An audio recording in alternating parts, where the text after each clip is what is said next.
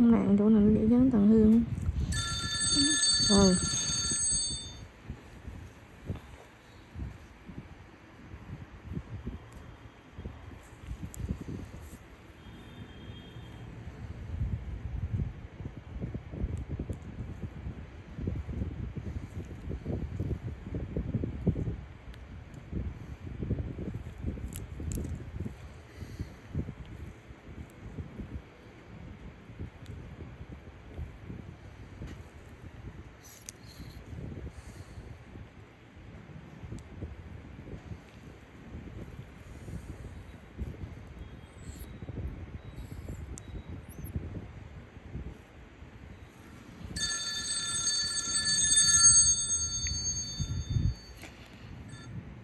Nghe anh.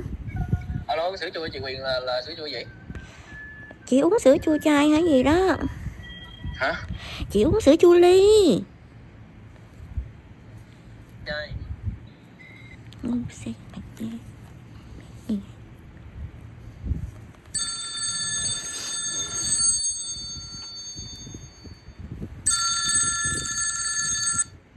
Cái gì anh? Là mấy chai cân, nói chưa xong cấp máy vậy? Một mình chị uống thì gọi chị thử coi có chị An uống không, xong gọi chị mà gọi em. Trời ơi, thì anh biết là tất phải gọi em chứ. Con mơ biết là nó đang chịu đau đớn ra sao. Anh luôn. Vấn đề là con mơ biết nó đang chịu đau đớn ra sao. Không bực mình mới lạ nữa. Nó đang chịu đau đớn ra sao mơ biết đấy. From aluminium billet, and even the discs and calipers were specially made. The vintage-style girder forks were also machined from billet and are completely bespoke, as is the small, aluminium, vintage-style tank. Expect plenty of polished bare metal, too. Underneath, however, the donor R18 remains largely unchanged, including the air-cooled, shaft-drive 1802 cubic centimeters boxer twin-engine, electrical system and most of the dimensions. That said, it is nearly 100 kilograms lighter than the original and is said to remain just as rideable, not that we reckon it'll be used much on the commute.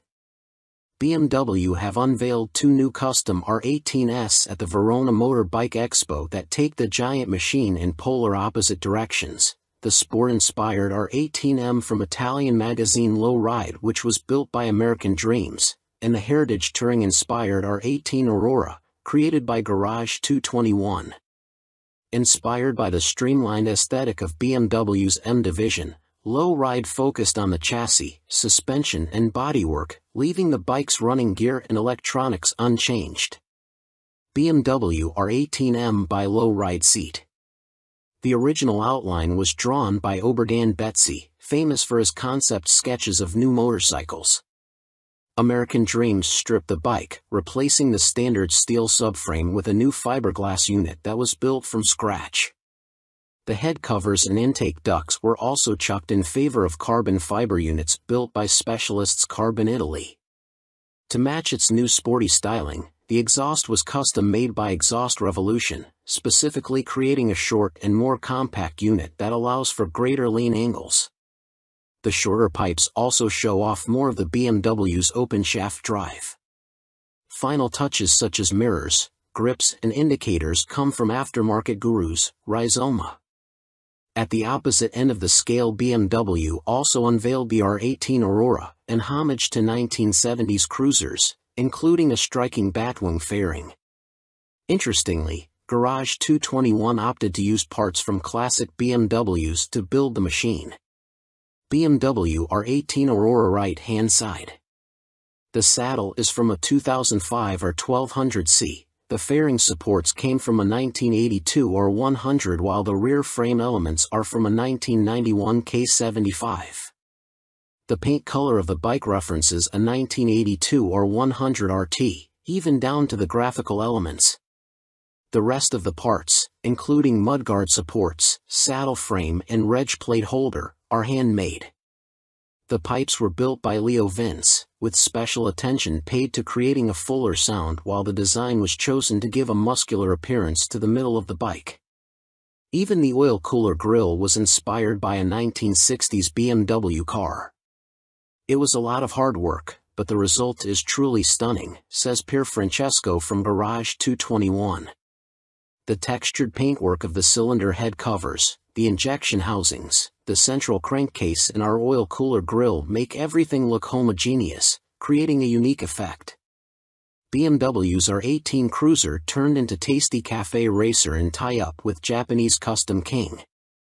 This sport endurance version of BMW's R18 Cruiser is the latest one-off custom to be made out of collaboration between the German firm and some of the world's leading bike builders. Called the Wall, German for whale, it's been built by Japanese customizer Shinya Kimura and is the third product of what BMW calls its Soul Fuel series, following previous custom R18s built in collaboration with Roland Sands and Dirk Oellerking. Kimura is famous for his low-slung customs and cafe racers and has also collaborated with Yamaha on their Dark Custom series and even had bikes featured in movies such as Iron Man. BMW R18 Wall under construction. His take on the R18 features an all-new, longer, larger one-off fuel tank, a half-race fairing with two asymmetrically arranged headlights designed to look like eyes and some fin teeth below. There's also an elongated seat hump and custom-made seat pad. The exhaust is standard, but painted black. Kimura said, "When I rode the production R18, I thought it might suit my build and riding preferences better if I designed it to be a little more front-facing with a fairing. I also wanted to be able to ride for long distances while feeling and enjoying the legendary Boxer engine. The bike is wild and has almost inexhaustible power on the one hand, yet is completely good-natured on the other, just like a whale, hence the name." BMW R18 gets the works, customized Boxer on sale now from German builder. This uber-cool customized BMW R18 is the latest from celebrated German bike builder Markus Walls, who's now making replicas of the bike that you can buy, for just under £30,000. Ex-racer Walls is one of the biggest names in German customizing via his vast Wallswork business based in Hockenheim and also for his Walls hardcore machines. He's been building bikes for over 30 years, produces a range of BMW kits for the likes of the R9T and K100 as well as one-off custom machines, and this newcomer, based on BMW's all-new, 1,800 cubic centimeters R18 Cruiser, is his latest creation. BMW R18 Wallswork engine. Potential customers can either buy a ready-made bike, Walls has a stock of brand new R18s ready for conversion, or supply their own. The base model features a Wallswork bobber seat, front and rear fenders, exhaust, side mount number plate, black headlamp, pegs and fuel cap, special mirrors and German-style bar and indicators, plus special engine and numbered plaques. This costs €32,990, £28,225, or around £10,000 more than the standard R18. From there, customers shop from a huge range of further Wallswork accessories including different valve covers, grips, custom paint, black pack, big 21 18-inch wheel kit, different handlebars, and more. Fair enough, Kingston Custom present BMW R18 build. First published on January 19, 2021 by Ben Clark. BMW R18 Spirit of Passion. Another custom BMW R18 has been unveiled, this time built by Dirk Oellerking of Kingston Custom in Gelsenkirchen, Germany. The Art Deco-inspired creation is called the Spirit of Passion and follows other custom builds based on the R18 Cruiser model by customizers including Roland Sands and Bernhard Naumann. The most obvious modification on the Spirit of Passion is an enormous fairing that encloses the front wheel and much of the engine. This bodywork along with the handlebars and rear mudguard were created in-house at Kingston Custom, where the exhausts were also modified. The indicators were swapped for Kellerman units and an LED headlight is integrated with the custom front fairing unit. Aside from that and a saddle chosen from BMW's own accessories catalog, Oellerking left the rest of the bike largely unchanged. The BMW R18 is so perfect that I left the technology as it is. The frame is 100% original and so sophisticated that nothing should be changed here, he said. Bernhard Blechman-Naumann builds sleek BMW R18 Custom. Another custom-built BMW R18 has been unveiled ahead of the bike's official launch.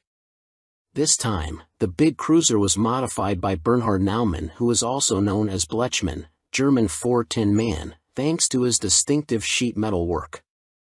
The design is dominated by the headlight cowling, complete with a nostril-like yellow lamp aperture and screen. The fuel tank has been reworked to look sportier and narrower, exposing even more of the 1,800 cubic centimeters big boxer engine and complementing the new clip-on handlebars. At the rear, the original subframe is retained, but a new single-seat unit has been created over the top with a brown leather saddle pad and retro buckles. Blechman BMW R18 left front. The whole bike is finished in black with classic BMW white pinstriping and took Naumann and his team 450 hours to complete. My work begins by removing parts of the original version until a white canvas remains, said Naumann. As the construction progresses, the design develops. I call this rapid prototyping Blechman style. I draw my design directly on the object using the final material. This allows me to directly respond to the requirements and to keep an eye on the proportions at all times. Who dragged you up? Roland Sands creates custom dragster from BMW R18. The latest custom designer to be given free rein with BMW's R18 Cruiser is Roland Sands, and this muscle car-inspired dragster is the result. With a pared-down design that makes a showpiece of the 1802 cubic centimeters big boxer engine at its heart, the dragster transforms the R18 from laid-back cruiser to mean-looking, nitrous oxide-breathing straight liner. Starting from the front, the forks are taken from an R9T and paired with the brakes from an S1000RR. The fuel tank is retained from the donor bike, albeit with a custom, pinstriped paint job, and the exhausts are replaced with twin stainless megaphone pipes. From the engine backwards, the modifications become even more extreme. The frame has been heavily modified to do away with rear suspension, a new custom seat has been fitted and drag bike foot pegs have been added just in front of the rear spindle. BMW R18 Dragster Profile. With an engine that's so visibly the centerpiece, I immediately thought of muscle cars, said Roland Sands of the creation. My family has always been into going fast and my dad was a drag racer, so I thought it made sense to strip the bike down to the essentials and shape it to go fast on a straight track. A drag bike is only as good as its engine, and so Sands and team set about finding ways to pep up the R18's 89 brake horsepower powerplant. The electronics were definitely the most difficult task we had to deal with as we put in nitrous oxide, stripped out the stock exhaust and changed the intake drastically. It was a bit of an experiment, but we dialed it in. The dragster features a host of bits from BMW's milled parts design collection. The levers, wheels, valve covers, breastplate, headlight and gauges all come from the R18's two-tone black extras catalog.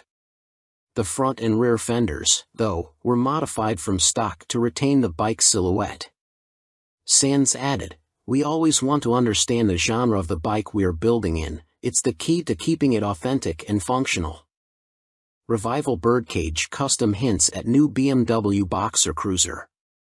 If you thought the air-cooled BMW Boxer engine was destined to eke out its final days powering the existing R9T range of heritage offerings, with no chance of further development in the face of ever-toughening emissions regulations, think again.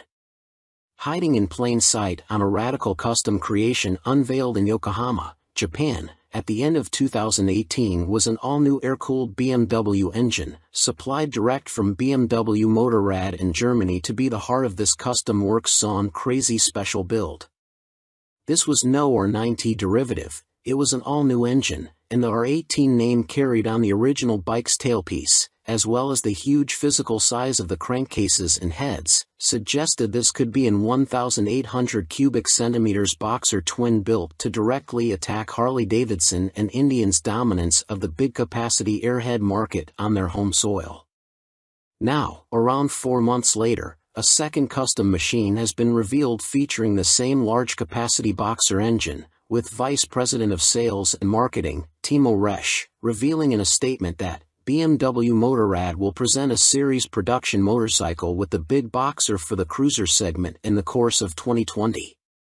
The Birdcage features a large-capacity boxer twin.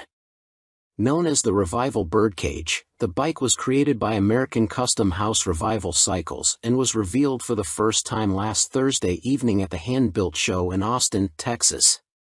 Resch then went on to say, "Naturally we want to keep growing. One step we will take to do so, certainly in the US market, is to enter the cruiser segment. BMW Motorrad is consistently pursuing its growth strategy with the clear aim of becoming the #1 in the premium big bike segment." Inspired by German motorcycle racer Ernst Henni's record-setting machines from the late 1920s and early 1930s, the Birdcage uses a titanium frame, designed to give maximum exposure to the Big Boxer engine.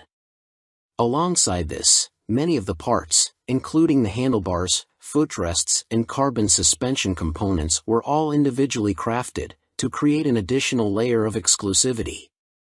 The entire build took around 5 months to complete. Speaking about the project, head of Revival Cycles, Alan Stolberg, said, "The frame came together very well in the end and we are very pleased with the result, as it accomplished the goal of being nearly transparent. We wanted to focus attention on the engine and that is precisely what we achieved with this completely unique frame we designed. You can easily view the engine and the drivetrain from all angles," Stolberg added.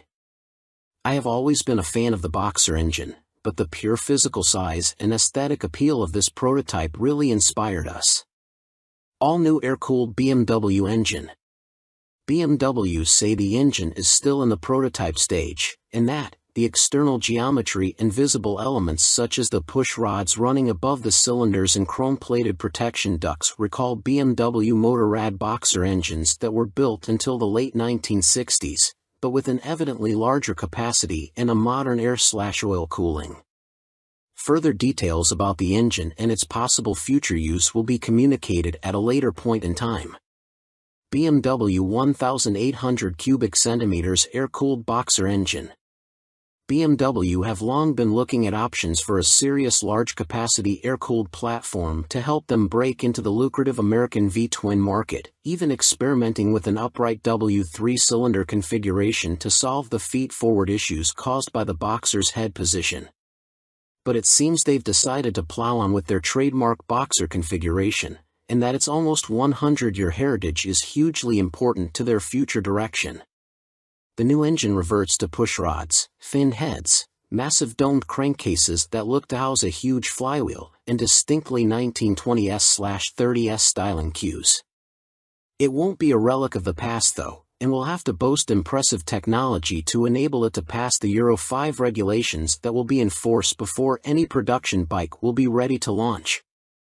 This concept's exhaust could clearly never pass noise regulations, and nor could the use of pleasingly old-school carburetors. The production bikes will obviously be fuel-injected, while much of the rest of the engine's packaging looks well resolved already. Custom Works on BMW. BMW have clearly learnt from the custom scene, too, with cleverly concealed components hidden where the airbox would reside on an old R-Series Boxer, from which the coil packs leads snake elegantly down behind the carbs and into the back of the cam covers.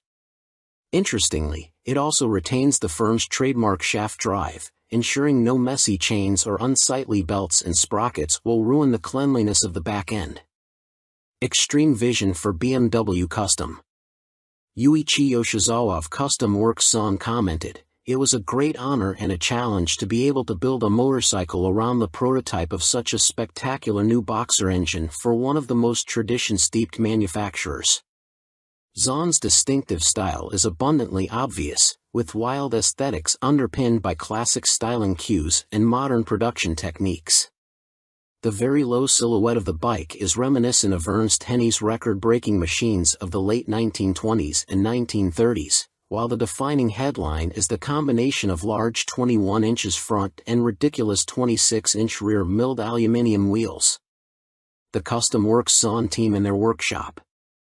The girder fork was also machined from solid aluminum billet, while the swing arm and main frame are steel trellis, with a bolt-on front cradle to facilitate removal of the large volume engine. The fuel tank, seat unit and front trim are handcrafted from sheet metal. There's no word from BMW about further concepts, or the new R18 engine's debut in a production model, but we'd expect to see more of the former soon, and for an official BMW concept to appear in late 2019, followed by the unveil of a production bike the following year. Welcome to EC Motor Reviews channel. Aprilia Tuono 660 Factory, 2022 on review. At a smidge off 99 brake horsepower, it's no super naked powerhouse, and its chassis and electronics hardly reinvent the wheel. However, tipping the scales at a claimed 181 kilograms wet and suspended by quality fully adjustable KYB forks and a Sachs monoshock, it slices from one corner to the next like scissors through wrapping paper. It won't rip your arms off like its V4 Tuono older siblings, but it's playful and predictable, making it a thoroughly enjoyable road bike from the off. Anyone that thinks you need a billion horses and the latest semi-active doodads to have a brilliant time on the road needs to ride a 660 Factory. Building on the already capable base spec 9,700 pounds Tuono 660, the Factory also gets an IMU as standard for lean-sensitive electronics, plus a claimed 2 kilograms reduction in weight, and a smidge under 5 extra horsepowers, taking it out of the realms of an A2 license holder and closer to more powerful rivals like the Yamaha MT-09. Tipping in with the slightest press of the wide upright bars, the superb Pirelli Diablo Rosso Corsa 2 tires heat quickly to provide wonderful front-end feel at speed, and there's never any intrusion from the lean-sensitive ABS. Although you're unlikely to notice the extra power over the standard bike, the parallel twin engine provides enough poke to live up to its factory badges, without feeling overwhelming on the public roads. Out go the standard Tuono 660's rebound and preload adjustable suspension components, and in comes a pair of fully adjustable 41mm KYB forks and a Sachs rear shock. Not only more adjustable than the base bike, the new kit works brilliantly with the Pirelli Diablo Rosso Corsa 2 tires, providing a composed ride that allows you to fully exploit its twin-cylinder engine without tying yourself in knots. There's no aggressive head shaking through the bars or squatting at the rear under acceleration, an issue sometimes found on its fully fair RS660 sibling, giving you the confidence to push on after a handful of miles in the saddle. Granted, it can be a little crashy over serious dents in the tarmac, but to cater to those would be to the detriment of its sporting prowess. On top of the handling, Aprilia also say the Factory has been on a diet, dropping around 2 kilograms for a claimed curb weight of 181 kilograms, making it one of the lightest in class and helping to offset its lack of power when compared to the similarly priced 117 brake horsepower Yamaha MT-09 and 114 brake horsepower KTM 890 Duke. Without riding it back-to-back with the standard Tuono, I'd be lying if I said I could tell the weight difference, but it does feel incredibly nimble between your legs, flicking from left to right almost telepathically as you push against the wide upright bars. It's also a doddle to move around and easy to hold on one foot, making it more accessible to a wider range or riders. The Factory gets a claimed extra 4.9 brake horsepower, taking it a step closer to rivals like the 9,400-pound Yamaha MT-09 and taking it out of the realms of A2 license compliance. Much like the weight saving, it's difficult to say just how much effect the boost has had, but in isolation it shines as a tractable unit that encourages you to chase the revs far into the red. It really is a cracking motor that remains engaging well past the honeymoon stage, something I can vouch for after spending 2021 with an RS660 in the garage, which shares the same base unit. Although torque remains the same, the Factory drops of tooth on the front sprocket for more urgency, yowling back at you like a wannabe V4 as wind the throttle to the stop for maximum road-going thrills, without fear of losing your license.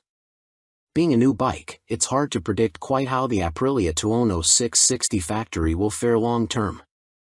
However, having lived with an RS660 for a year, I am confident in saying it will stand the test of time. After all, the factory shares much of the same components as the RS, and all I had to do all year with that was adjust the chain twice. That said, it did suffer with thin paint around the matte petrol tank. The Tuono is gloss, and sprang a tiny oil weep at around 6,000 miles that was easily rectified back at Aprilia HQ. What's more, owners' reviews of the standard Tuono 660 score the bike an average 4.3 out of 5 stars for reliability and build quality, scoring the bike down for some finishes and fasteners. Welcome to EC Motor Reviews channel. ARC Vector, 2022 on review. ARC founder Mark Trueman designed the Vector while working at Jaguar Land Rover, and he's a dyed-in-the-wool bike nut who's raced everything from motocross, Suzuki RGV 250S, and Yamaha FCR 400 SPs in a previous life. ARC also work with the automotive industry using their know-how to develop their EV projects. They have had a difficult start to life. A major investor pulled out, causing the company to go into receivership in 2019 before production started, and if it wasn't for Trueman plowing his own money in to realize his dream a year later, they wouldn't be here now.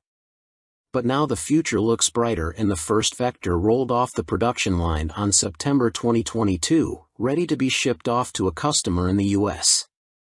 ARC have bravely gone for two unconventional technologies for its maiden motorcycle project at once: battery power and hub center steering. The benefits of its funny front end will be felt at very fast road or track speeds, but it robs the Vector's front end of some feel. Its huge battery pack makes this a very heavy machine for its size and can be unwieldy at walking pace, but the acceleration, speed and smoothness it delivers is outstanding. Shed some weight and wrap this powertrain in a cheaper, more conventional chassis for the masses, and the ARC shows how bright our electric sports bike future could be.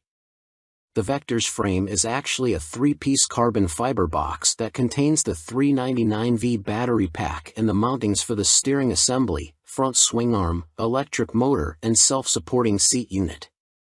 Carbon front mudguard and rear hugger are structural components, and the rear swing arm bolts to the back of the engine. Carbon BST wheels are shod with Pirelli Diablo Rosso 4 Corsa rubber. Bimotostyle hub center steering has its swing arm pivot below the front spindle line. It promotes an element of dive and reduces the wheelbase on the brakes, like a telescopic fork setup, to help the ARC turn. The system allows a racy steering geometry while retaining stability with rake at just 20 degrees, far steeper than any superbike. ARC experimented with an 18-degree angle during development, which worked well on track, but was too responsive for the road. Trail is 105 mm and wheelbase 1,450 mm. Throwing a leg over a motorcycle that costs the same as a Ducati Superleggera is always intimidating enough, but there's a lot else going on to unnerve you at first. There's a sequence of buttons to push on the domino switchgear to make it live, and after that the engine waits for you silently, which is always slightly sinister on an electric bike. It has a funny bimota Tessie front end, looks like an extra from a superhero movie, and is incredibly heavy for a diminutive machine. There are no gears or clutch, the back brake is on the left bar, like a scooter, and the dash display is recessed into the top of a tank that stretches all the way down to its LED projector headlight, like the nose of an F1 car. It's a lot to take in at first, but despite it all the ARC Vector acts and rides just like any motorcycle. Each Vector will be tailored to the owner, from the seating and handlebar position to the manufacture of bespoke billet ollie foot pegs. This prototype's layout and general size is reminiscent of a naughty super sport bike, like a Honda CBR 600RR.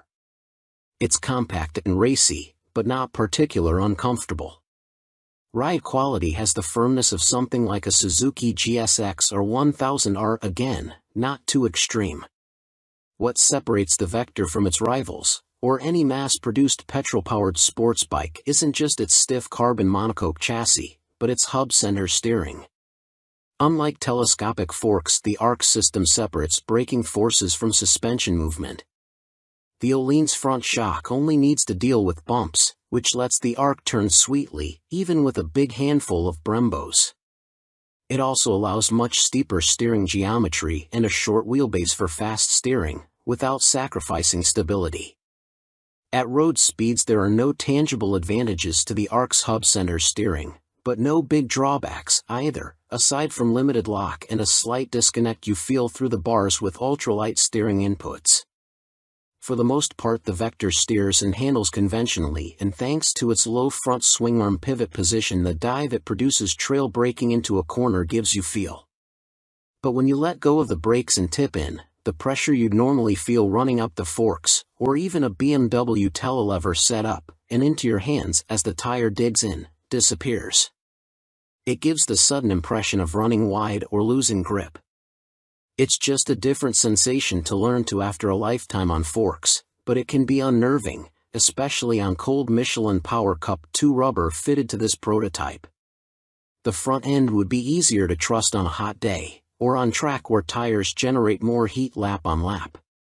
Arc also say the production version will come on more road-biased Pirelli Diablo Rosso 4 rubber, which solves the problem. Welcome to EC Motor Reviews channel. Mack Double Up, Brit firm introduces second single-cylinder model ahead of NEC public debut. British bike firm Mack Motorcycles have revealed the Rex, a second single-cylinder model, ahead of both bikes' public debut at this year's Motorcycle Live show. The upright machine shares the same tubular steel backbone frame, SWM-produced 600 cubic centimeters motor and ancillaries as Mack's Ruby Cafe Racer, which MCN reported on in July. The 2022 NEC show from November 19th to 27th will be the first time the bikes will be seen by the public. It will be great just to get people's reaction to it, co-founder Ian Oliver said. It'll be interesting to see which one garners the most interest. When you get people who can relate to it and think, yes, that's what I was looking for, it makes you feel you're on the right lines. The single-seat Rex differs from the Ruby with raised, flatter bars for a comfier riding position. The tailpiece is also more relaxed, but the 760mm seat height remains the same on both models. Both the Rex and Ruby produce a claimed 52 brake horsepower from their 4-valve, fuel-injected motor. There's also a hydraulic clutch and 6-speed gearbox to feed power to the ground. The thumping single soundtrack is boosted by stainless steel twin-exit pipes produced by Italian firm, QD. Bikes will be assembled in Britain, with the body panels from both machines intended to be interchangeable with around an hour of fettling, meaning you could own one bike for a period of time, before switching, or run a half-and-half configuration. To facilitate this, all the cabling has been made long enough to work with either the hunched-over Ruby or raised Rex positions. The overall wheelbase of both will be 1,430mm, with the top speed said to be in the region of 100 miles per hour. We want people to be riding bikes ready for next summer, Oliver continued. They will be assembled in Yorkshire. Where else would you make the best motorcycle in the world, but in the best county in the world? Welcome to EC Motor Reviews channel. CCM reveal new cruiser at NEC. Brit firm's 2-up bike is aimed at weekend getaways. That power unit, complete with gloss red cylinder head cap and carbon casing covers, is held in the firm's trademark chrome alloy steel tubular frame finished in black. Although full details remain under wraps, a glance at the side profile reveals a new subframe which protrudes further than that found on the likes of the classic Tracker, allowing for a roomy rider seat and an elevated pillion, both of which appear well padded. At 765mm the seat height should be accessible for most, helped by the narrow single-cylinder engine, while a raised handlebar position adds to rider comfort. Boosting the cruiser's long weekend ability are a pair of buckle-up leather panniers. Also featured is a roll-style bag sitting on top of the rear mudguard. The cruiser will be only the second bike in the CCM Spitfire-derived range to include luggage as standard, after the 18,000-pound baby blue RAF Benevolent Fund Spitfire. Unlike the premium Air Force machine though, the cruiser rolls on Excel spoked rims with dual-purpose Kenda tires, allowing you to take your weekends off the beaten track, should you so wish. Brake and suspension setups appear to be the same as on the Tracker, with a monoshock rear and upside-down Marzocchi forks up front. Stopping duties will be performed by J1 brakes with a 4-piston radial caliper gracing the front.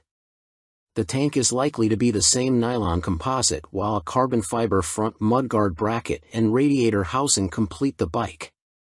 CCM Cruiser in detail.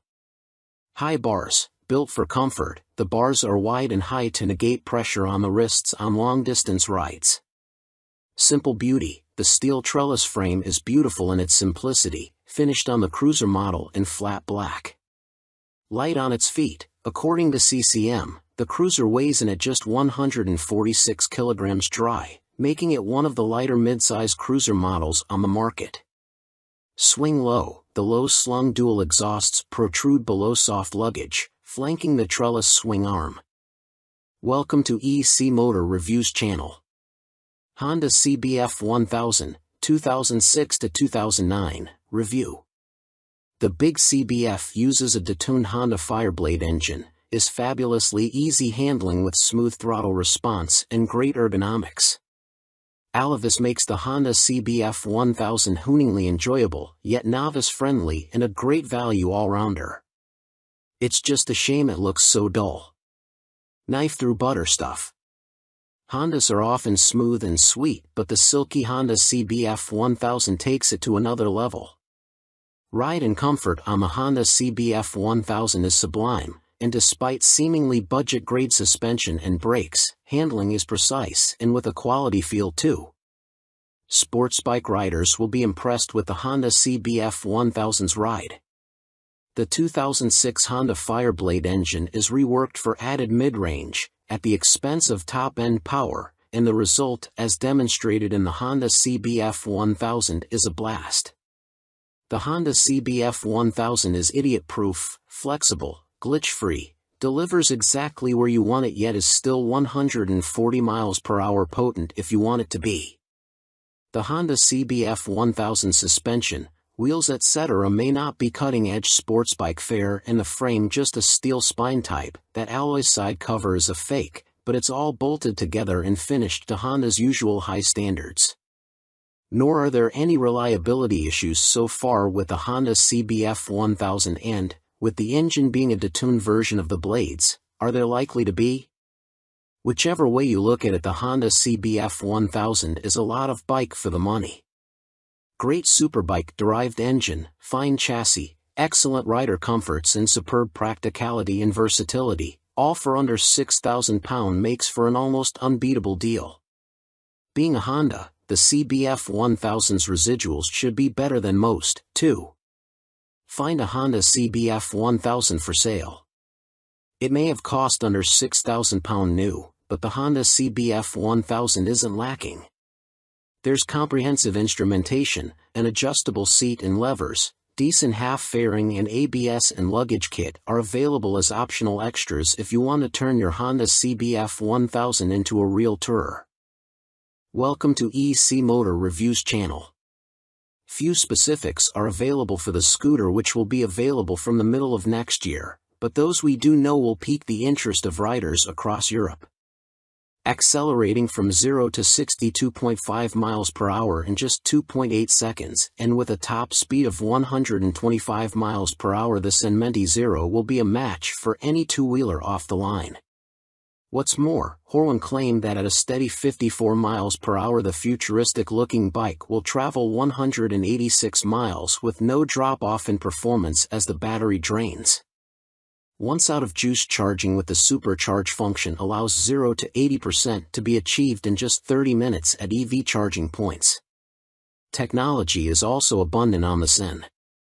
Those sensors also include ones to monitor tire pressure, ABS, assisted hill start and crash alert system, reverse assist, keyless start, driving modes, adaptable suspension, heated grips and a heated seat are also included. The battery can also be used to power camping equipment and other electric accessories. Welcome to EC Motor Reviews channel. Kymco CV3 offers motorcycle performance on a car license. powered by the same 51 brake horsepower 550.4 cubic centimeters parallel twin as the Taiwanese firm's AK550 scooter and AK550 Premium Maxi scooters. It's capable of a claimed 105 miles per hour and can be locked upright at a standstill for easier parking and stability at the lights. Featuring two 13-inch alloy front rims bolted to a four-forked leaning suspension system, the CV3 offers the wheel spacing required for drivers to hop aboard without a bike license, providing they pass their test before 2013. The locking system is controlled via the right switchgear and can be deactivated manually or automatically once riding. Once you are rolling, the CV3 is capable of a claimed 40 degrees of lean and also qualifies for London's ultra-low emission zone, ULEZ, regs. Going up against rivals such as the 11,500 pounds Piaggio MP3 exclusive 530, the Kymco provides an alternative to public transport for commuting and is set to arrive in dealers at the start of 2023. The 265 kilograms, dry, twist-and-go machine features premium touches such as cruise control, keyless ignition, LED lighting and a 6-inch TFT dash, with an audible bleep sounding once the indicators are activated. You even get a progressive foot brake pedal that applies the anchors on all three ABS-equipped wheels. Ahead of its arrival in dealers, MCN grabbed the keys to a pre-production CV3 to sample it on the drizzly roads of Northamptonshire, alongside the 9,899 pounds AK550 it is based on. The wet weather gave an immediate appreciation for just how much protection you get from the elements. I spent the day in riding jeans, with no fear of wet legs thanks to its tall, broad nose and all-encompassing screen. Leaning against the backrest and sinking into the plush perch, there is ample comfort for even the longest of commutes and you could tour on it with ease. It's not what you'd call exciting though, providing a burbling soundtrack and sufficient linear power to stay ahead of the traffic without blowing your socks off. This is very much an appliance for covering big miles and dodging the traffic, but should still feel like a rocket to car drivers making the switch to three wheels. One thing motorcycle riders will notice is how slow the steering feels. It's planted and reassuring, but the CV3 is lazy on direction changes and makes the two-wheeled, 226 kilograms, dry, AK550 feel agile in comparison. Also, in order to accommodate the front suspension, under-seat storage is reduced to little more than a single crash helmet, with no cubby holes up front. Given this is one of the key advantages of a scooter, it's a real negative. Taiwanese manufacturer Kymco unveiled two concept scooters at this week's Milan show, one of which has three wheels. Kymco are classing both bikes as adventure tourers, although there doesn't look to be that much potential for adventure with the small wheel size and road tires.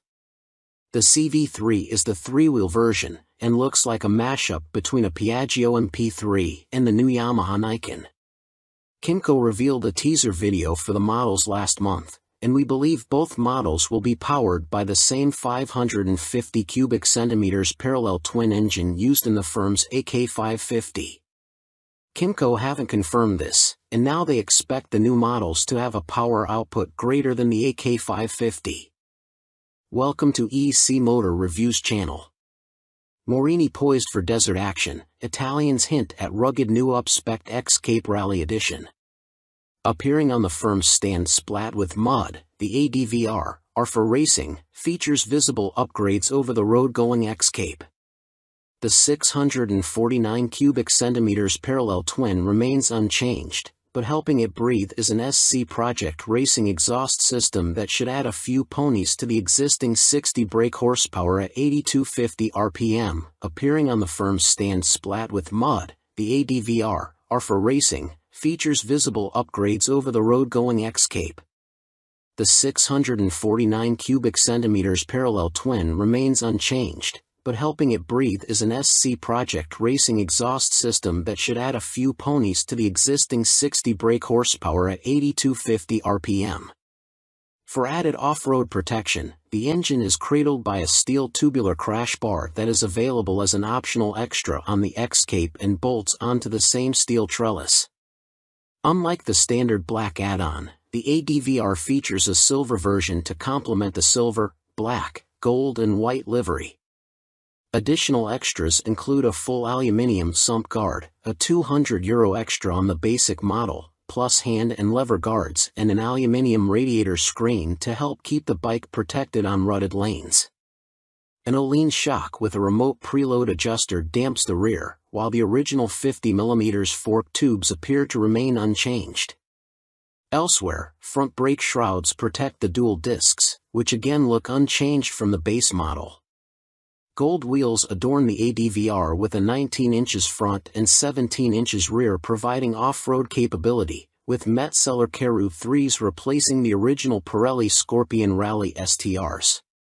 Stylistically, there are benefits from a slightly more aggressive look at the rear to accommodate the raised off-road seat, which may be a problem for shorter riders as the standard model already measures up at 845mm. Moto Morini X-Cape ADVR rear shock adjuster. Should it make production, the ADVR's trail-focused extras should make it a contender. The X-Cape retails for £7,000 as standard, considerably less than a Yamaha Tenere 700.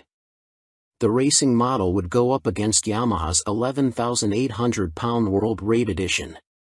Moto Morini X-Cape ADVR in detail.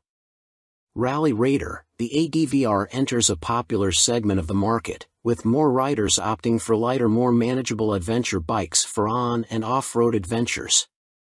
Hit the trails. The bike is based on the X-Cape, which features a decent 18-liter fuel tank as standard, plenty of juice for getting off the beaten track. Added adjustment, an Öhlins rear shock with remote adjuster replaces the standard KYB preload adjustable monoshock. Make some noise. The full SC Project exhaust will unlock a better soundtrack, but it's not road legal and unlikely to feature on any production models. In safe hands, the reinforced handguards will protect your fingers from knocks against branches when riding off-road. Welcome to EC Motor Reviews channel. Norton Commando 961, 2023 on review.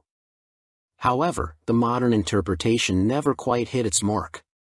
Factor in all the other well-documented issues surrounding the British firm during the Stuart Garner era, and the Commando name lost some of its appeal. But now it's back. With huge investment from Indian owners TVS and a posh factory to play with, revitalized Norton have launched a re-engineered and revised Commando 961. With strict new quality processes in place, they hope the latest version makes the famous name desirable again. And it does. The Commando experience is now what you expect of a traditional British parallel twin, but without all the niggles and worries that came with the previous version. It doesn't just ride better but is nicer built too. Even the quality of fasteners and little brackets is better than before. The previous version gave the impression it was assembled using whatever nuts and bolts were to hand. Whether it's worth the best bit of 17 grand depends on your perspective. Compared to Triumph's similar-looking Thruxton RS, the new Commando costs £3,000 more yet has less power, a much lower equipment level and, I suspect, less outright handling potential. However, where the Triumph feels like a modern mass-produced bike with period style, the Norton gives a genuine sense of a connection to its famous ancestors. With its thudding power, engaging feel, handmade frame, classy anodized aluminium yokes and hand-polished exhausts, the Commando is different. Indifferent in a good way. Norton have revised the frame. Oil for the dry-sump engine is carried in a tank in the frame, near the steering head, and they discovered that there was a chance of cracks during their thorough testing of the inherited design. So, the materials and design have been altered to improve the frame's strength. The steel tube frame is otherwise unchanged, and uses the same geometry, rake, trail, wheelbase, seat height, as before. Easy and predictable handling was one of the Commando's plus points, so there was no point making changes for the sake of it. With its racy geometry, fully adjustable Öhlins suspension and Dunlop Sportmax tires, the Commando certainly handles. There are faster turning machines, but the Norton's steering is light, it's agile on tight B-road roads, and rolls confidently into fast A-road sweeps. Suspension is on the firm side of comfortable. However, hit larger bumps or push on a bit and the damping quality makes itself felt, and there's plenty of feedback, especially on the head-down CR version.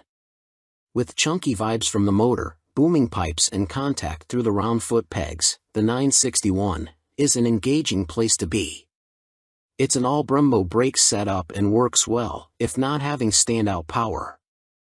There's straightforward ABS. Engine. It's the same 961 cubic centimeters parallel twin as before, complete with pushrods, 2 valves per cylinder, air cooling and the other features expected of a traditional British motor.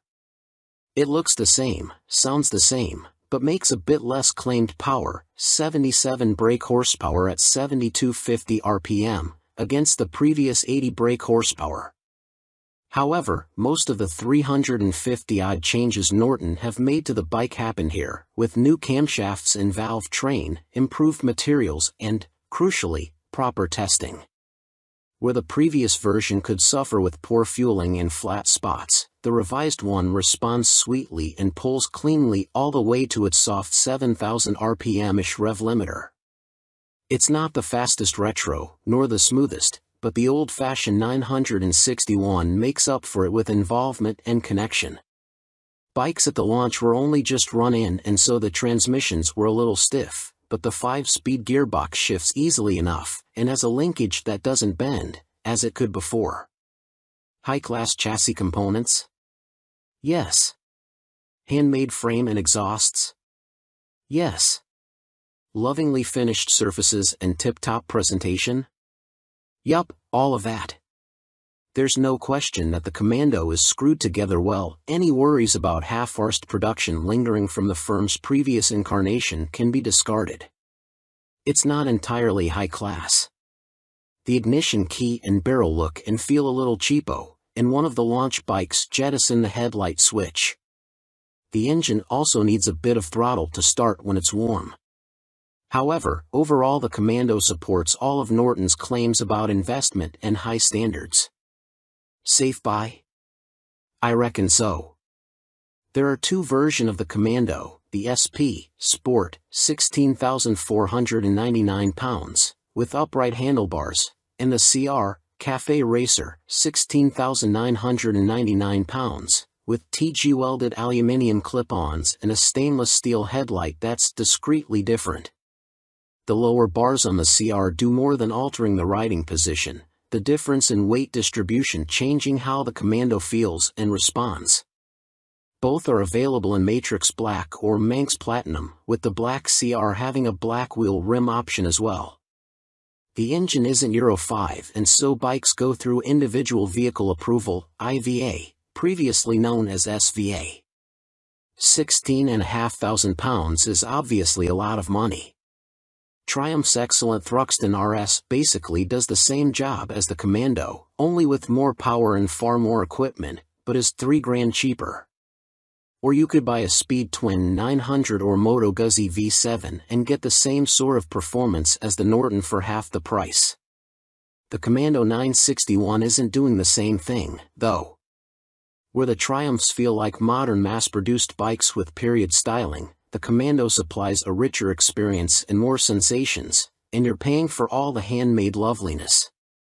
You're also likely to have rock-solid residuals with the Norton.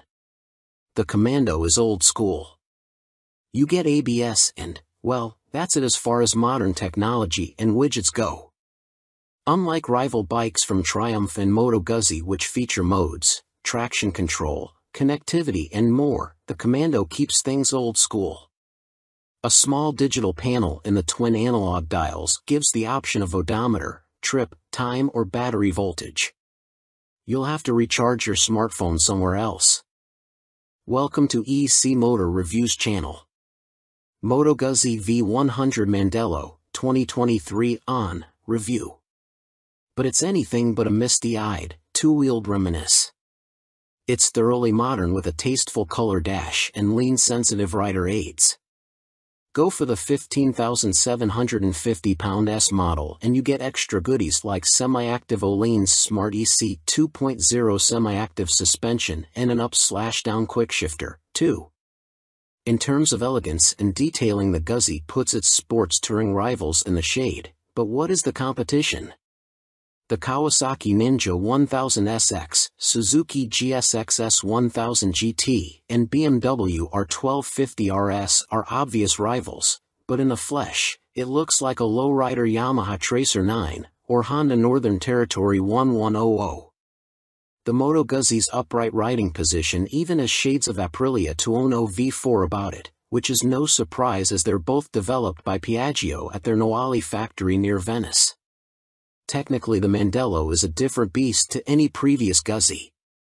Not only is it fitted with electronics that wouldn't look out of place on a superbike and a new engine, it's also the first production bike to have adaptive aerodynamics, although their effect is minimal.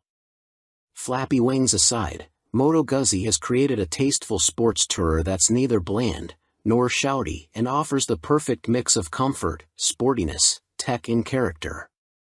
It's pricey, but the V100 Mandello is well made with great attention to detail and feels like a machine that's come from the heart rather than just a model produced to fill a gap in a model range.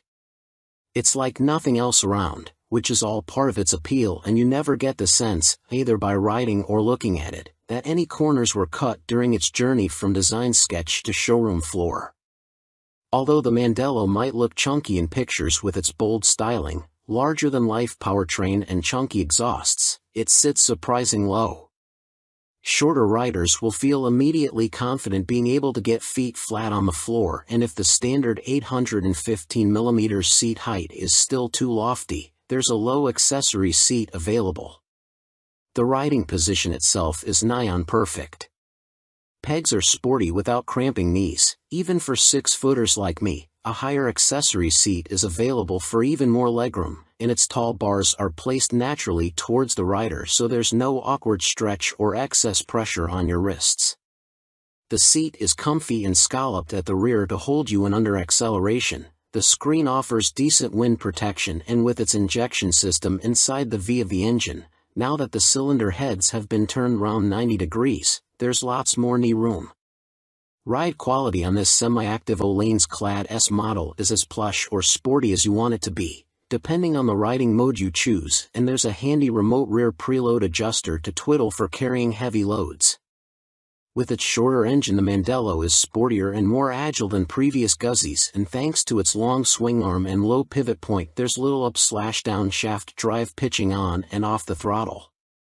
Yes, you can feel the back end rise and fall when you ride aggressively, but like the engine's rocking, it's a slight movement and a sensation that quickly melts into the background. But what feeling you lose with a chain you gain with the clean, maintenance-free convenience of that shaft, which is especially useful on a big tour. Through corners, the Guzzi is natural steering and composed. Damp roads stop us from pushing on, but the Mandello is always reassuring thanks to the grip of Pirelli's superb Angel GT Sports touring rubber, now with a fatter 190/55x17 rear, and the knowledge the lean-sensitive traction control and ABS will quickly step in, just in case. Its brakes deserve a special mention, too. Brembo M432 calipers are incredibly powerful and tactile, something sadly missing from most ABS setups nowadays. Welcome to EC Motor Reviews channel. Piaggio Vespa GTS 300, 2022 on review. Since then, it's been through a number of engine offerings and additional features in its almost 2 decades on the road, culminating in this GTS 300 SuperTech, which is the most advanced version yet. The styling has been tweaked sensitively to retain traditional cues while adding a modicum of modernity, and I reckon they've pulled that off brilliantly. We're riding it in the city, its handling was honed, and it's clear they're pleased as punch with their product because some of Rome's poorer road surfaces make the UK's worst look like a pool table. And that's saying something. This is a major improvement on the previous bike. The front suspension has been redesigned with an additional pull rod, which helps tame the bouncing of the 12-inch wheel over rough roads. It makes the bike pliant and predictable over cobbled streets and potholes in a way other scooters can struggle with. Braking has been breathed on, with Brembo providing both master cylinders along with the rear caliper, and Nissan supplying the front. The levers themselves are angled further down for better comfort. We rode quickly and assertively for hours on end and finished thinking we could do it all again right away. The lever feel is progressive and positive, but will stop you rapidly given a good enough tug. Furthermore, this bike is pretty much the perfect partner for urban riding. Its steering is light and direct but with loads of lock for rapid direction changes. It carves through traffic impressively well. Don't expect Panigale performance, but considering this bike's natural stomping ground, city centers packed with commuter traffic, the 300 HP motor is just the job. Mechanically it's the same 278 cubic centimeters unit as introduced in 2019, albeit optimized for smoothness. Increased valve lift and a new multi-jet injector are controlled by the latest Magneti Marelli MIUG4 ECU, and additionally this allows the bike to be started with only 2 crankshaft revs, ideal for a quick getaway. It feels a little on the sluggish side when I first pull away, seemingly not as keen to rev as I'd like, but the elastic nature of the continuously variable transmission, CVT, didn't help there either. However, this twist and go is a seriously easy thing to ride, as well as sounding and feeling the part, although in my opinion a different Endkin would be a welcome addition to up the emotion a touch. Reliability and build quality. Next up, value. 4 out of 5. April 5th. A close inspection of the build quality of the bikes we rode in Rome reveals pleasingly high standards, which you'd expect given the premium positioning of the Vespa as Piaggio's upper-class scooters. The paint is rich and nicely applied, there aren't any ugly welds and I couldn't spot anything of concern about the overall finish. Some of the switchgear on the bars did feel a little flimsy, though, leaving me wondering what it'd be like after a few years bustling through cities. Older Vespas also suffered with corrosion due to their pressed steel construction, but given this is a new model, time will tell whether this remains an issue. Try not to miss any services, either. The drive belts are known to fail if not regularly checked. Luckily Vespa is offering fixed-price servicing to keep you covered. The level of kit on offer depends on the version of GTS 300 you're going for, but all get keyless ignition, a bike finder function that flashes the indicators when you press a button on the key, a glove box and storage under the seat. The Vespa MIA connectivity system is optional on Classic spec, and on the GTS Super, the main difference between these bikes is the colorways on offer, which are more traditional on the former and sportier on the latter. Moving up to GTS Super Sport means the MIA system is standard, while the GTS SuperTech gets the new TFT dashboard and carpet and lighting for the under-seat storage area. There's also a glove box with a USB connection to charge your devices while on the move. And on the subject of connectivity, download the Vespa app and you can connect your phone to this bike via Bluetooth. This will work with the optional Visor 3.0 lid, which has earphones and an intercom and will indeed fit under the seat. Welcome to EC Motor Reviews channel. Cine's Hero X 125, 2022 on review. And it's impressive even if you class yourself as a biker, like I do. Living in the countryside means I definitely sway towards geared 125s like Cine's own Akuma. They're cheaper, faster, and more fun. However, should I ever move to a town or city, the Hero X would be among my first choices for transportation. It offers so much practicality and usability on a daily basis, is easy to ride, has impressive quality for the price, and works out of town too. Scooters may not be to everyone's fancy, and that's okay, but for someone who previously held them in low regard, the Hero X has opened my eyes. Who wouldn't like all that storage? The Hero X is the easiest thing to ride in the world. Most of its weight is concentrated very low down, which can take a bit to get your head around if you're used to a bike. However, provided the speed is right, not too fast, the Hero's cornering is decent. It's nice and stable despite the small wheels, too. This said, the Hero X is obviously much better suited to an urban environment rather than the pothole-littered roads of rural England, where you can get a little thrown around riding at speed, part of which is because of the scooter riding position. With its low handlebars, they class it as a sports scooter. It gives great forward visibility, easy urban control, and is very comfortable, especially with the mattress of a seat that's parked on the rear. You could breeze over a landmine and hardly feel a bump with all the cushioning. The brakes pack a punch whether you're stopping for town center traffic or have been confronted by an angry badger.